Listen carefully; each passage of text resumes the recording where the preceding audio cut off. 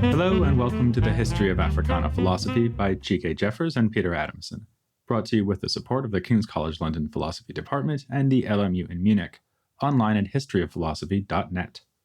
Today's episode, Call It Intuition, Leopold Senghor. A tiger does not proclaim its tigritude, he pounces. With this memorable phrase, apparently uttered at a writers' conference in Uganda in 1962, the famed Nigerian writer Wole Soyinka expressed a critical outlook on the Negritude movement. The statement encourages suspicion of the ostentatious glorification of racial identity involved in the promotion of Negritude, and questions whether it is really an effective means of asserting African dignity as it pretends to be. Better to be the pouncing tiger, or the African who just is African, and who writes and behaves as such without advertising the fact, than to waste one's time dressing up one's tigerness in a fancy word and mythology. It was just one of many criticisms directed at Negritude as an idea and a movement during its heyday in the 20th century. Many, perhaps most, of these criticisms were directed above all at Negritude as theorized and promoted by Leopold Senghor, the Senegalese poet, president, and philosopher. He was a relentless spokesman for Negritude. Some wish he would have relented just a bit, as they prefer Aimé Césaire's version of the concept. Césaire is often seen as the more politically engaged artist and theorist, wielding Negritude as an anti-colonial weapon, whereas Senghor is accused of having left concrete political struggle to pursue grand metaphysical abstractions. There is some truth in this contrast, though it is also in many ways an exaggeration and distortion, one that may prevent us from seeing how much Senghor and his friend Césaire had in common, from their time together in Paris in the 1930s and onward. In this episode of the podcast, we will concentrate on getting to know Senghor and return to comparing the two next time when we look at Césaire. To understand Senghor's vision of Negritude, it is useful to start where he started, that is, with his birth and childhood in colonial Senegal. Ethnically, Senghor can be counted as Serer. Today, the majority of the Serer people are Muslim, like most other Senegalese, but that was not yet the case when Senghor was born. Many adhered to traditional religion, and there was also a significant number of Catholics. Senghor was raised Catholic in accordance with his father's beliefs, though his mother, who was of Fulani heritage, was apparently Muslim. The family name, Senghor, is thought to be Portuguese in origin, leading Senghor to suspect at times that he might have been of Portuguese heritage. Meanwhile, Senghor's paternal lineage was not simply Serer, but also Mandinka. Among the strongest influences on Senghor during his childhood was his uncle, Toko Wali, his mother's brother. In Senghor's poetry, Toko Wali seems to be presented as neither Christian nor Muslim, but in touch with the invisible forces of nature in a traditional animist manner. Already we can see in Senghor's earliest formation a comfort with diversity, a familiarity with, and connection to, various religious paths and ethnic backgrounds, combined with a sense of being rooted in a distinctively indigenous African outlook. The next important ingredient in his formation was his education, which exposed him to Wolof, the most commonly used African language in Senegal, and also naturally to French. When he went to secondary school in the capital, Dakar, he initially aimed to become a priest. Blocked in this aspiration, he changed schools and was greatly successful in his studies, concentrating in fact on philosophy. It was in 1928 that he left Senegal for Paris, where he attended preparatory classes at the Lycée Louis le Grand and got a degree in letters, specializing in French, Greek, and Latin from the Sorbonne. He was the first Black African to receive a government scholarship for university study in the humanities in France. In 1935, he added a second first, becoming the first African to obtain an agrégation, the highest qualification for teachers in the French system. Césaire arrived in Paris in 1931, and their lifelong friendship thus dates from that year. They opened up new worlds to each other. Césaire once summed up the impact of becoming friends with Senghor in this way: "In meeting Senghor, I met Africa."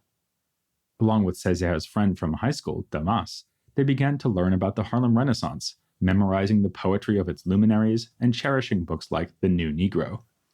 As discussed last time, The salon at the home of the Nardal sisters and the Revue de Monde Noir had a great impact upon them, and in 1935 they published the first issue of L'Étudiant Noir. Senghor also began writing poetry during his time in Paris. A poem dating from 1936, Les Portraits, includes his first use of the word Negritude, so recently invented by Césaire. We will learn more about the fruits of their unique collaboration soon enough, but for now let us leave Paris for a moment and take a trip back to Senegal with Senghor in September of 1937. He had been teaching Latin to schoolchildren in the city of Tours, which is southwest of Paris, when he was invited by the Governor-General of French West Africa to make a study of the state of primary education in Senegal. While there, he was also invited to deliver a public lecture at Dakar's Chamber of Commerce. The speech he gave there did much to establish him as a public intellectual.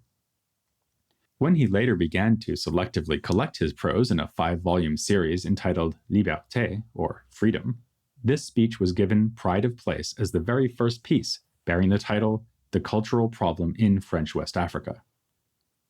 Senghor's biographer, Janet Valence, helpfully paints the scene: a packed hall full of the colony's most important people, with students crowded in the back, all waiting to hear this most accomplished beneficiary of the French education system.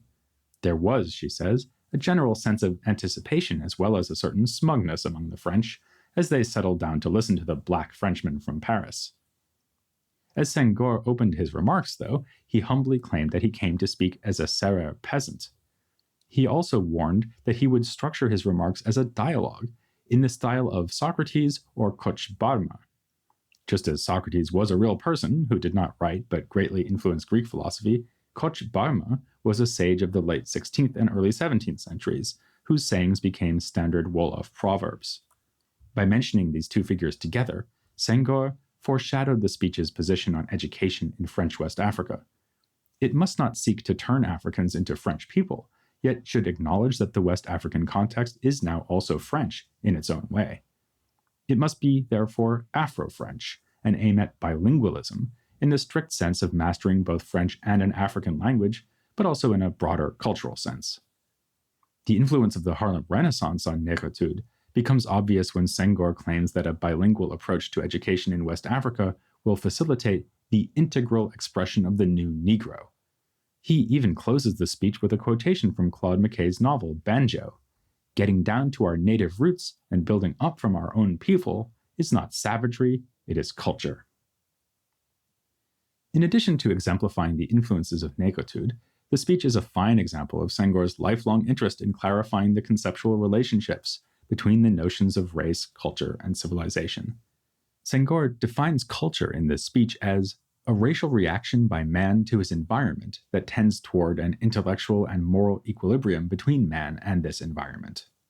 He explains that neither one's environment nor one's race is immutable, so that culture becomes a perpetual effort toward a perfect equilibrium. Continuing the speech's focus on education, he explains it as an instrument of culture in this quest for equilibrium. Education consists for the child in the acquisition of the accumulated experience of past generations in the form of concepts, ideas, methods, and techniques. Finally, he defines a civilization as sum total of the concepts and techniques of a given people at a given moment in its history. These concepts come to the fore again in what is arguably Senghor's most famous prose work, a 1939 essay entitled What the Black Man Contributes. Taking as his topic the culture of black people, he describes it as having been born of the reciprocal action of race, tradition, and environment, which, having emigrated to America, has remained intact in its style. He treats the disruption of the transatlantic slave trade as removing people from the civilization they knew in Africa, saying that, for them, the civilization has disappeared, forgotten. In light of his previous definition of a civilization as a given set of concepts and techniques rooted in the history of a people, we can take him to be saying that the Middle Passage detached enslaved Africans from various forms of material culture, political customs, languages, and so on. Yet, Senghor qualifies this. The culture was not extinguished, he says, and slavery, in fact, compensated for the environment and the disintegrating effect of mixture. He suggests, in other words, that tendencies underlying the forms of civilization in Africa, lost to the enslaved, survived this loss, tendencies maintained in part because of the separateness enforced through enslavement, even as the people of the diaspora became a very mixed people. What tendencies does he have in mind? Well, here is our opportunity to confront the line that has made this essay so famous, or perhaps infamous. Senghor ascribes to the black soul an emotive sensibility, and tries to explain what he means by that with a comparison.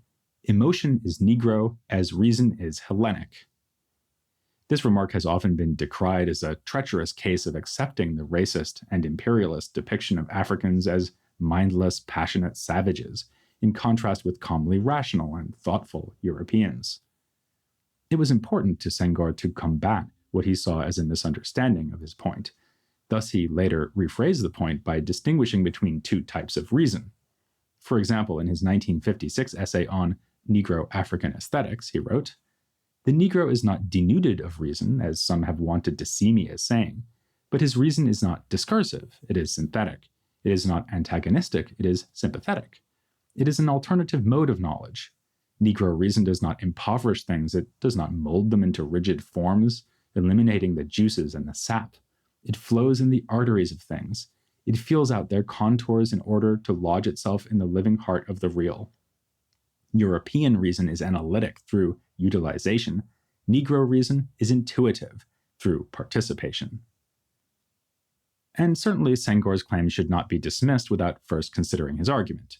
If you simply assume that what Senghor calls analytical reason is the real or superior form of reason, then Senghor will retort that you are being closed-minded about which ways of knowing are valid and effective and which are not. Besides, there are reasons to doubt the value of analytical reason, which are given in the longer quote I just read out. Senghor describes this kind of reason as being antagonistically geared towards utilizing its object. By contrast, intuitive reason seeks to participate sympathetically with its object. Clearly, he here connects scientific reason as it developed in the West with the imperial project of conquering and exploiting non-Europeans. So intuitive reason is by no means inferior, but in fact ethically admirable. But let's look more closely at the way the contrast was drawn in his earlier essay, What the Black Man Contributes. In his book on Senghor, Suleiman Bashir Diagne, who appeared as a guest on this podcast back in episode 14, provides us with a few ways of reframing the offending line. For one thing, he points out, Senghor's poetic side is on show here. The original French, l'émotion est nègre comme la raison hellène, is in fact an alexandrine, the classic French poetic meter that divides 12 syllables into two groups of 6, broken up by a pause. And artistry comes out as an explicit theme, not just in Senghor's writing, but in the essay as a whole. For Diagne, the essay builds towards a final section about African art. There, Senghor claims that African sculpture can be grasped only by appreciating its rhythm, which he calls the ordering force that constitutes Negro style. Surprisingly then, Senghor emphasizes the role of rhythm in sculpture more than he does when it comes to music and dance. As Diagne shows, Senghor was strongly influenced by a book called Primitive Negro Sculpture, which compared African sculptures with Greek statues. The authors, Paul Guillaume and Thomas Monroe, contrasted the Greek focus on aesthetic human form with the play of line and shape in traditional African sculpture, which achieves a sort of visual music. This sheds new light on the discussion of emotion earlier in the essay, where emotive sensibility is said to involve a rhythmic attitude. Diagne argues that Senghor is really investigating different modes of art, and arguing that emotion is to Black sculpture what reason is to Greek statuary. He then extends this observation into a more general and controversial claim about different ways of knowing. Just as Senghor responded to criticism by later speaking of intuitive reason instead of emotion, so he came to reformulate his ideas about rhythm. This was a result of his reading of Placide Temples' book, Bantu Philosophy. We first discussed this work back in episode 15, noting some of the controversy surrounding its account of a Bantu belief in vital force as the essence of being. Then, while discussing the work of Paulin Huntunji in episode 24, we mentioned that Temples' book was criticized by Césaire as a diversion from the problem of colonial exploitation. In an illustration of the difference between Senghor and Césaire, Senghor spent no time in criticizing Temples' colonial politics. He was too excited about how the book could help him express the metaphysical content of traditional African thought. In Tempos, Senghor saw confirmation of his theory of rhythm and a new way of putting his same point. In his Negro African aesthetics, he speaks of rhythm as the pure expression of vital force, and thus as the architecture of being, the internal dynamism that gives it form, the system of waves it gives off towards others. As Senghor's biography would continue to show, he could draw aesthetic insight from pretty well any experience. During the Second World War, he fought for France and ended up a prisoner of war for a year and a half. Typically for him, while imprisoned by the German army, he learned German in order to read Goethe in the original. This would later result in an essay entitled The Message of Goethe to the New Negroes. Senghor also spent his time as a prisoner writing poetry. After the war, he published his first book of poems, Chants d'Ombre, or Shadow Songs, which contained poems dating back to the 1930s, followed in 1948 by Hosties Noirs, or Black Hosts, most of which was written while he was a prisoner. Among his activities during the war, after being released on medical grounds in 1942, was the publication of scholarly articles on linguistic dimensions of Wolof and Serer. But his path forward lay with politics, not scholarship. This aspect of his life and work began with service to the provisional government of the French Republic as part of a commission tasked with deciding how the colonies should be represented in the Fourth Republic to come. He was elected to the National Assembly in 1945 as a member of France's Socialist Party, the French section of the Workers' International, or SFIO. He was one of two representatives for Senegal, the only part of sub-Saharan Africa represented in the National Assembly at the time. Gary Wilder's book, Freedom Time, Negritude, Decolonization, and the Future of the World helpfully brings out the importance of the political visions of Senghor and Césaire during this time. Césaire was elected to the National Assembly at the same time as his Senegalese friend, though he represented Martinique as a member of the French Communist Party rather than the Socialists. Wilder argues that they sought decolonization, but not through seeking the creation of independent states. Instead, in a vision that has been forgotten and that we may find hard to imagine from our current vantage point, they sought to turn France into a decentralized democratic federation that would include former colonies as freely associated member states. This form of political integration would bring about the end of colonialism, not by achieving independence from France for the colonies, but rather, as Wilder puts it, by choosing to reconstitute France itself, by quietly exploding the existing national state from within. This vision was already implicit in a comment Senghor made in The Cultural Problem in French West Africa, back in 1937. He said at that time, "Let us work to make the West African politically a French citizen, but culturally?" With this rhetorical question, he opposed cultural assimilation but sought civic equality, which would require eliminating the existing distinction between citizens of France and her colonial subjects. Once he locked on to his democratic federalist idea of the French Union while serving in the National Assembly, he held on to it tightly and for as long as he could. He held on to it while leaving the SFIO to form a new party, the Senegalese Democratic Bloc, whose initials in French are BDS. He held on to it while beginning to develop his distinctive notion of African socialism in essays like Marxism and Humanism and in his various reports at the annual party congresses of the BDS. For Senghor, African socialism requires opposing the atheism of orthodox versions of Marxism because of the need to accommodate the foundational value of African religiosity. African socialism also involves building upon the communalism of traditional African societies rather than the collectivism of European communism.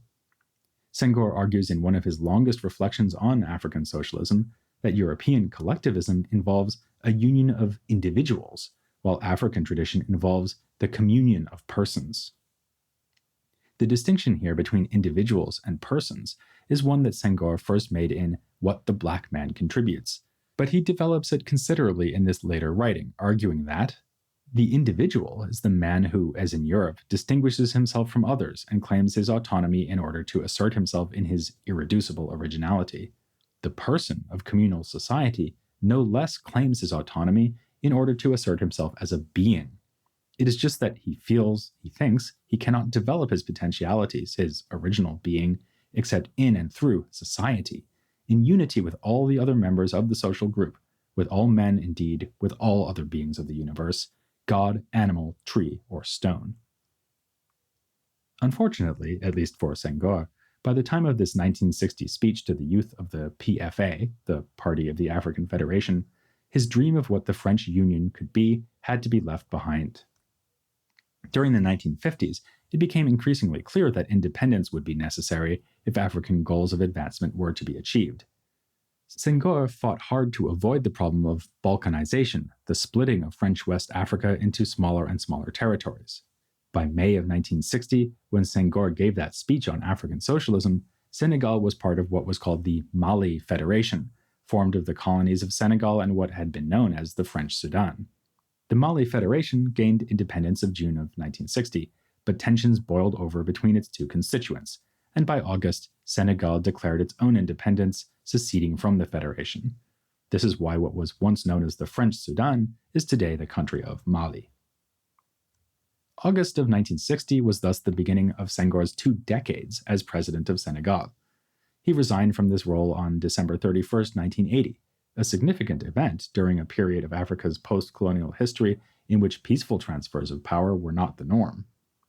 Without getting into the good and bad of his political career during this time, we can say that throughout he maintained his devotion to poetry and continued to offer interesting philosophical perspectives in his prose. Central to his intellectual project, as we've indicated before, was the task of defining Negritude.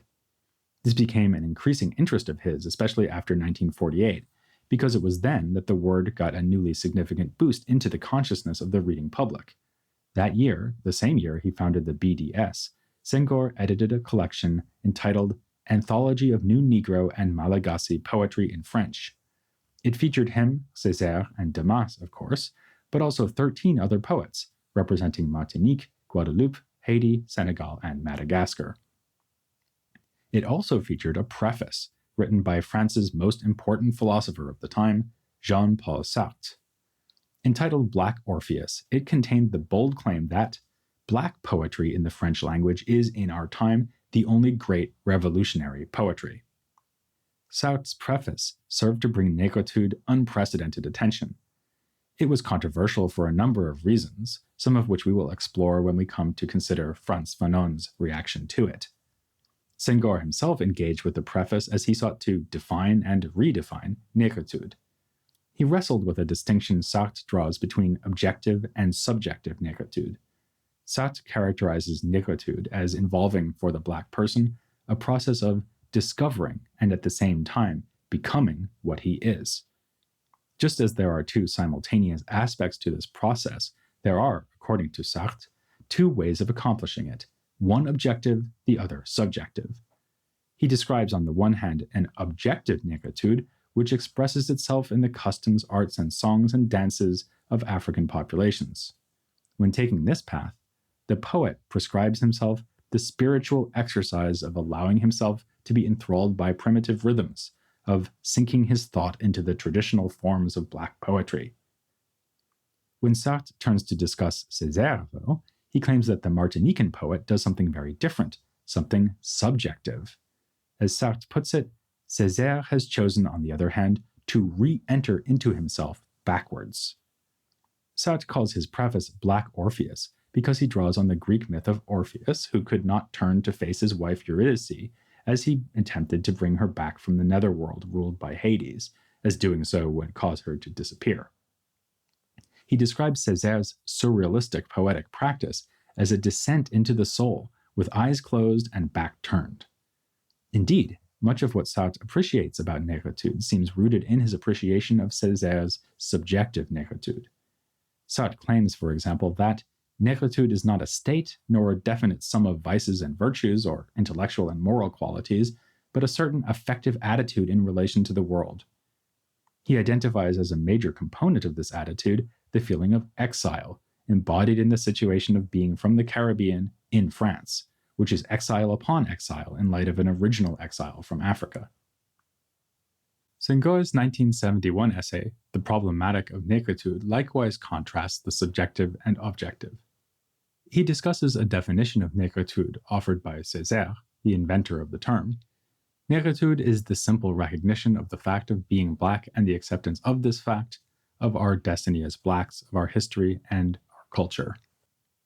Despite its brevity, Senghor believes that this statement is a two-for-one deal, containing two complementary definitions of negritude, one objective, the other subjective. Objectively, he writes, negritude is a fact, a culture.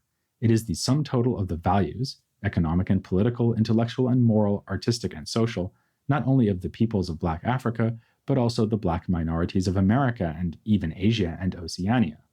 I am speaking of the peoples of Black Africa who built civilizations and developed arts that historians, specialists of the human sciences, and art critics discovered and began to exalt at the beginning of the century.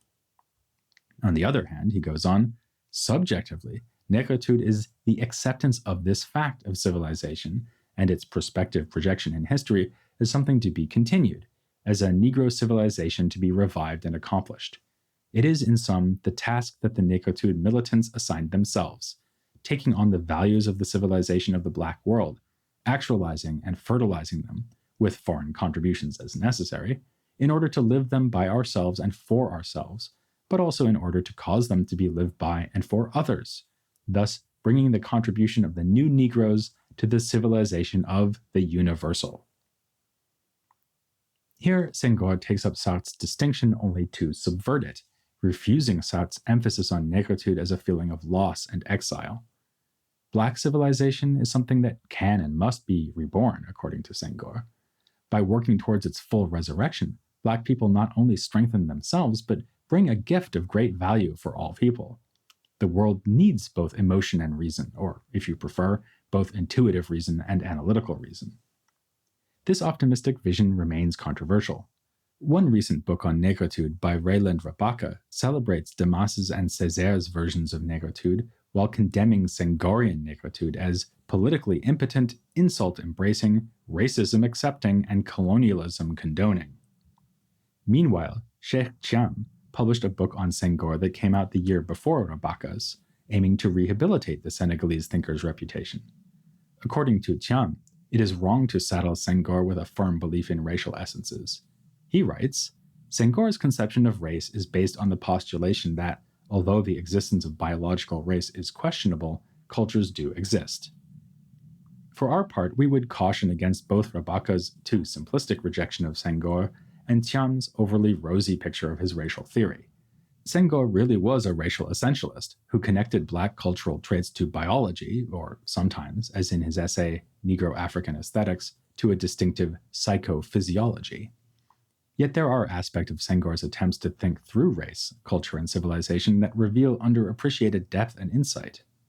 Part of the problem is that, while almost all his poetic output has been translated into English, only a tiny amount of his prose has been made available to those in the English-speaking world who do not read French. Addressing this lack would be a first step toward recognizing both the promising and the problematic aspects of his thought. This is also true, although to a lesser extent, for Césaire, who has come up so often in this episode that it may seem like yet another two-for-one deal. We need to look more carefully at his contributions, though, as well as those of his wife, Suzanne Césaire. So get ready for two Césaires for the price of one in the next episode of The History of Africana Philosophy.